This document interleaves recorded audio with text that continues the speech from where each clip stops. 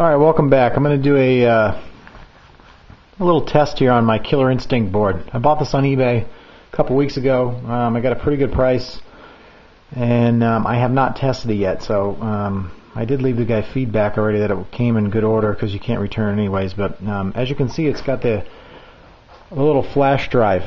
Killer Instinct 1 and 2 from the factory had a little IDE cable, like those ribbon cables, with a hard drive, and they always fail, and obviously it takes up more room, and this is just a more efficient way to play the game. So I hooked it up, as you can see, with the edge connector.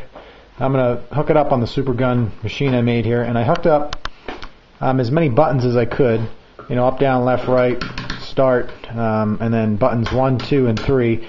Because this has three additional buttons, you need to plug in the kick harness here.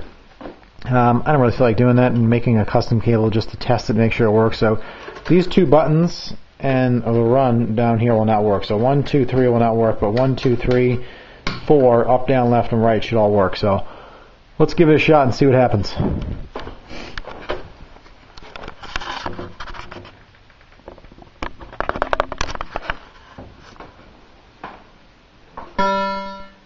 That's a good sign.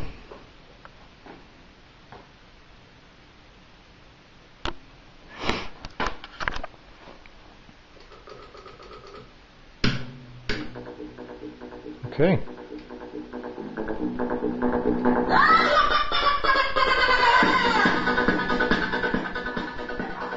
Oh. Like, I don't know if you can hear the dogs inside, but they must have just heard that going on. But obviously everything works so far. You can see little red LEDs on there.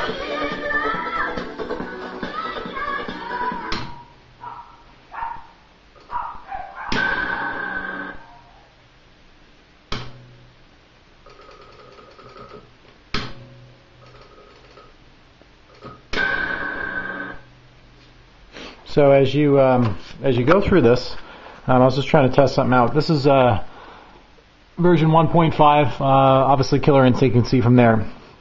On Killer Instinct's boards, there's these little things called dip switches here, just like every other arcade games, the PCBs. What you need is a little screwdriver like this, and you flip these little switches on and off. I can't remember which one it was. I think it's number 8 down here to exit out of the dip switch menu.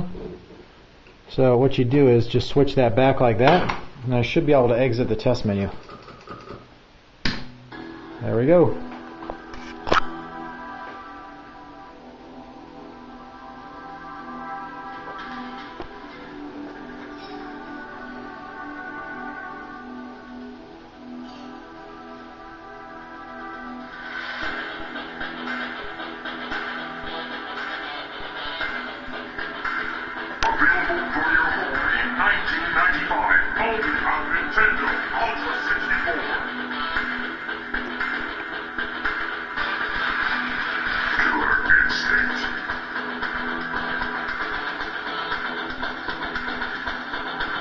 Let's see if the buttons work.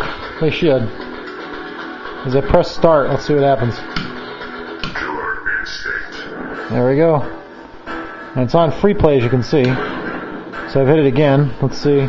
Move the joystick. Cool.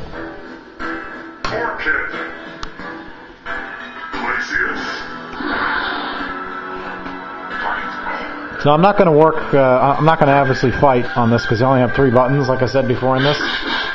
But you can see everything works.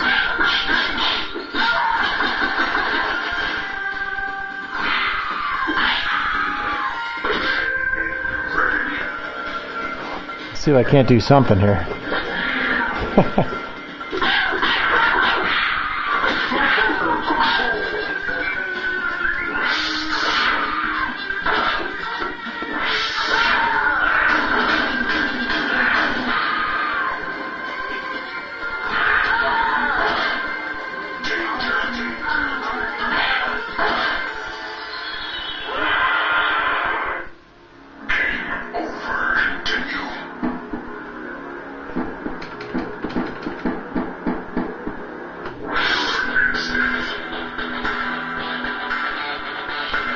Well, you can see everything works. I'm pretty happy with this. Like I said, these 3 buttons here don't work. 1, 2, 3 don't work. I'd have to plug in the kick harness for that, but I'm very happy that the PCB works. These PCBs are very expensive, and they seem to be less and less for sale out there for Killer Instinct 1. KI2 is fairly expensive, but not as common price-wise as high as KI1 goes. But I just wanted to show you guys that it does work, and that if you want to build one of these, it's relatively simple. I mean, parts and labor here, I'm probably into this thing for $130. The PCB was like, I think $200 or $210, something like that. And then this thing here, you've seen me build this before. This thing's a piece of shit, but it cracks me up. As you can see all the wires underneath there, I just plugged in which one.